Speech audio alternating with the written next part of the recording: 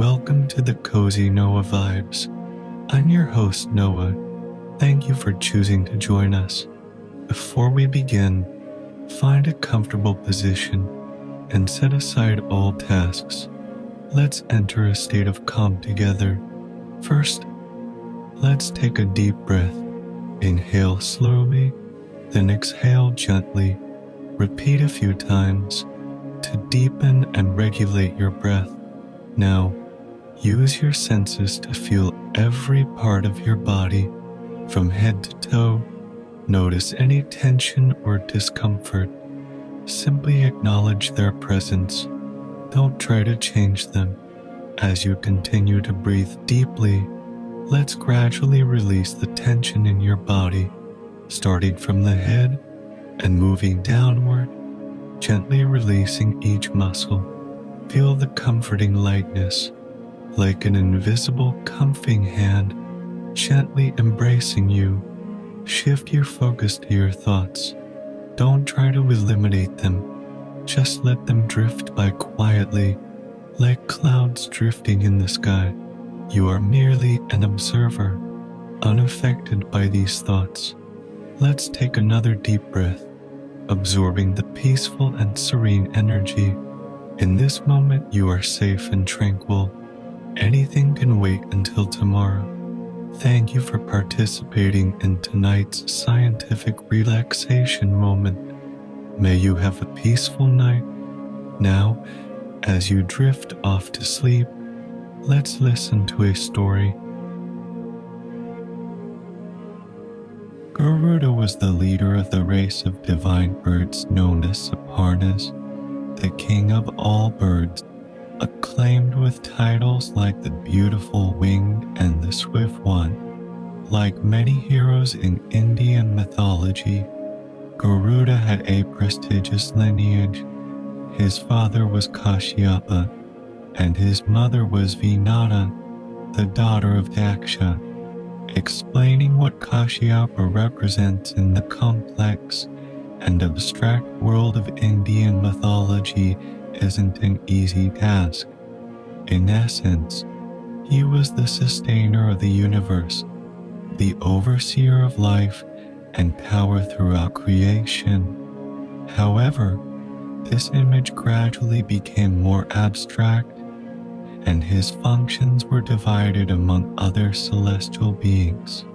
Garuda's father and grandfather were significant members of this group. The existence of figures like Kashyapa gave the impression that the entire world was born from them.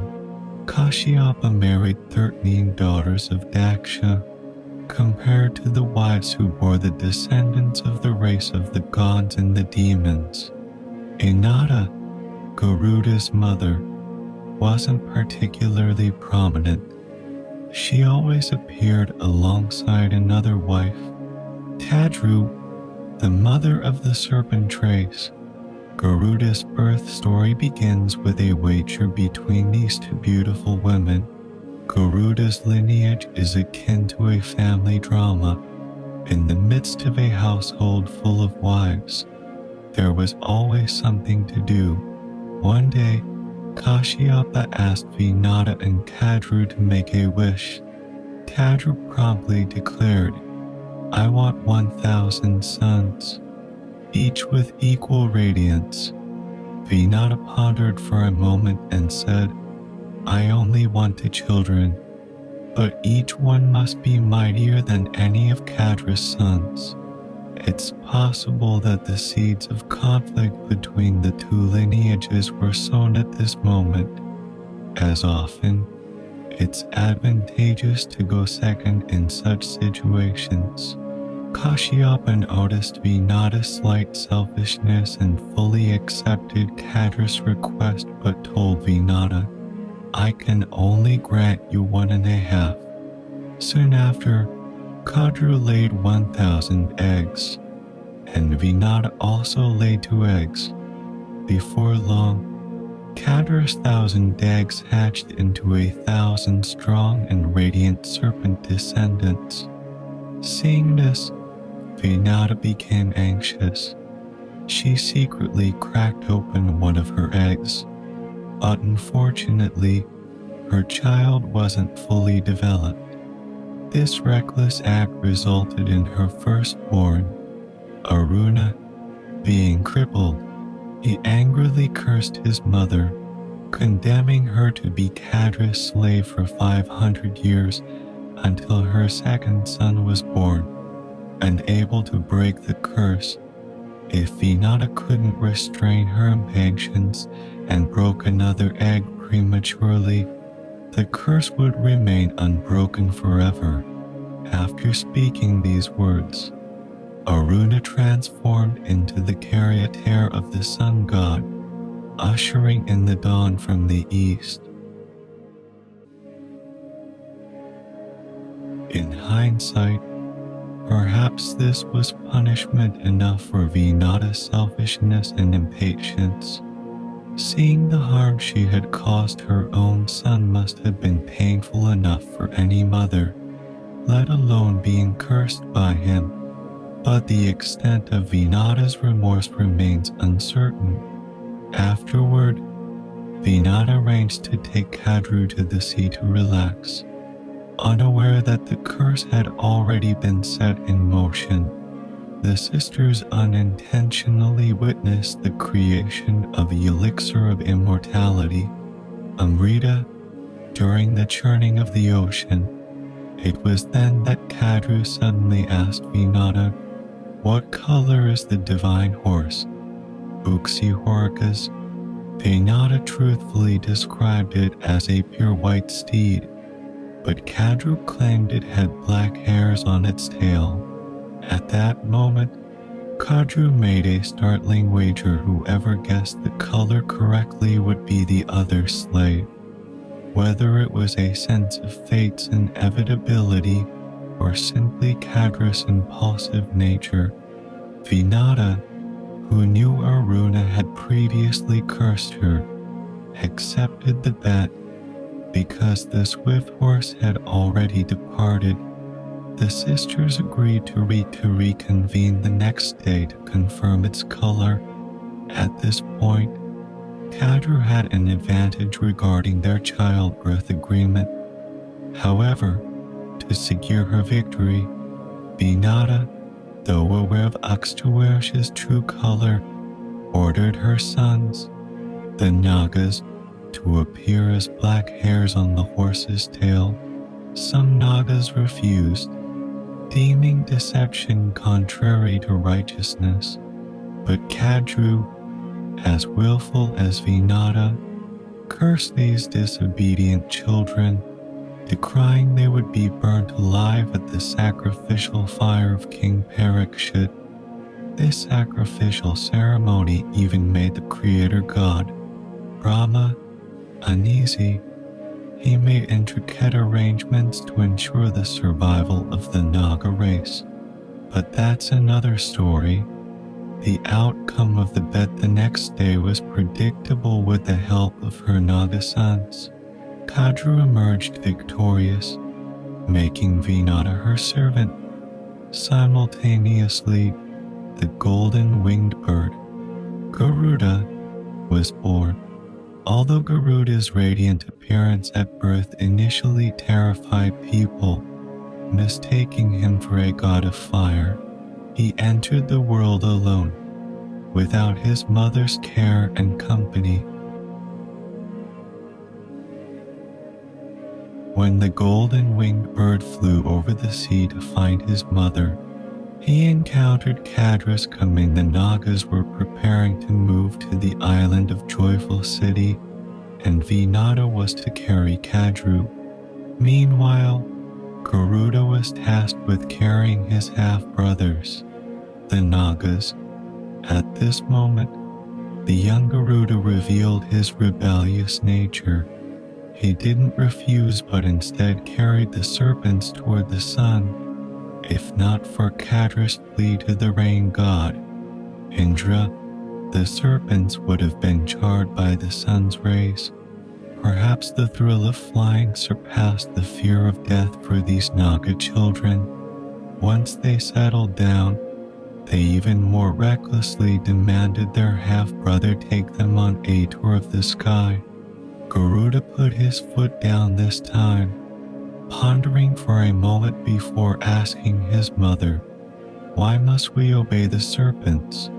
Binod explained the situation to her younger son, after which Garuda proposed to the Nagas he could fulfill any of their requests, but in return, they must free him and his mother. After weighing their options, the Nagas proposed the most impossible task to steal Amrita from the celestial abode guarded by the divine beings led by Indra, the god's king. Upon learning that his son would face this arduous battle, they Nada sang him a sincere blessing song, essentially wishing for his safety and success in his endeavors. It wasn't until this moment that she displayed semblances of a true mother. Garuda's first task after embarking on his journey wasn't as glorious as one might expect. It was to find food, yet within this seemingly mundane task lay the guidance and teachings of his parents. What could a bird king with a massive physique eat to satiate himself? Vænana had advised him to eat the ordinary sandhill cranes, but strictly avoid consuming the noble Brahmins. In reality, this was his mother's way of teaching him the basics of survival. For ancient Indians, the Scythian distinctions of caste. Subsequently, on Mount Gandhamadan, Kashyapa also suggested his son eat an elephant and a giant tortoise. These two creatures were originally to Brahmin brothers, but became beasts due to sibling rivalry. Perhaps sensing what was to come, Kashyapa warned Garuda that severing family ties would not only cause him to commit a sin but also invite misfortune. As expected, Garuda chose the elephant, leaving the tortoise untouched. With each encounter, Garuda's sense of right and wrong grew stronger, even though he was only doing what was necessary to survive. Continuing on his journey, Garuda finally arrived at the abode of the gods, a celestial city built of precious metals, gems, and divine trees. The land was bathed in celestial light, and celestial beings attended to every need. Garuda's journey had been long and arduous, but it was only just beginning. He still had to face the gods guarding Amrita, the divine elixir of immortality. Garuda was truly a hero, not just because of his incredible physical strength and agility, but also because of his cunning intelligence and noble character. His journey to acquire the elixir of immortality would test him in ways he had never imagined. But with the blessing of his parents and his own indomitable spirit, Garuda was determined to succeed. Whatever the cost, his story would be remembered for generations to come as one of the greatest adventures in Indian mythology, a tale of courage, sacrifice, and the eternal quest for immortality. Now, as we conclude our time together, may the serenity of this moment linger with you through the night. Remember, you hold the power to create your own dreams. Filled with wonder and possibility, rest deeply. Tomorrow holds endless opportunities for growth and joy. Until we meet again, sleep well and embrace the beauty of your own imagination. Good night and sweet dreams.